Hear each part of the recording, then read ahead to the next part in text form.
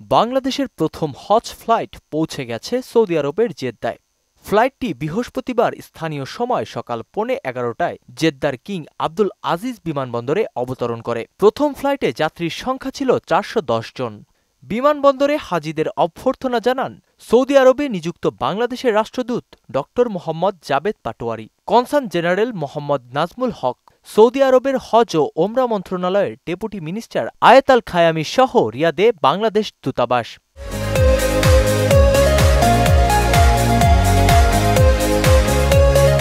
জেদ্দায় Bangladesh consulate ও বাংলাদেশ হজ মিশনের কর্মকর্তারা।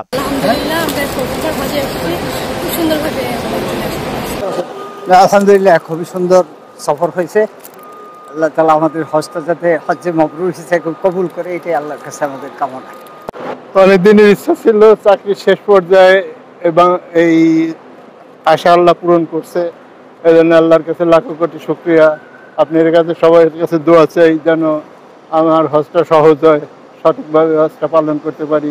আল্লাহর মেহমান হিসাবে আল্লাহ যেন আমাকে কবুল করিয়ে নেয়, এই দোয়াটা করবেন ইনশাল্লাহ। এ সময় রাষ্ট্রদূত ড মোহাম্মদ জাবেদ পাটোয়ারি জানান, হাজিদের বিমানবন্দরে এসে আর বসে থাকতে হচ্ছে না। বাংলাদেশি হাজিদের রোড টু মক্কার রোল মডেল হিসেবে দেখতে চান তিনি।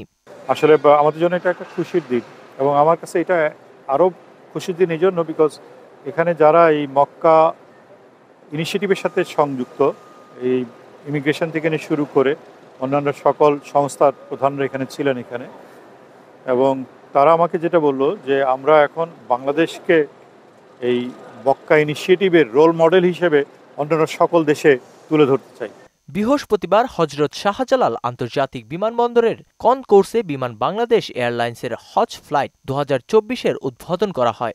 আর গত বুধবার রাজধানীর আশকোনা হজ ক্যাম্পে চলতি বছরের হজ কার্যক্রমের আনুষ্ঠানিক উদ্বোধন করেন প্রধানমন্ত্রী শেখ হাসিনা। নাসিমুল বারী সৌরভ, মোহনা ডিজিটাল।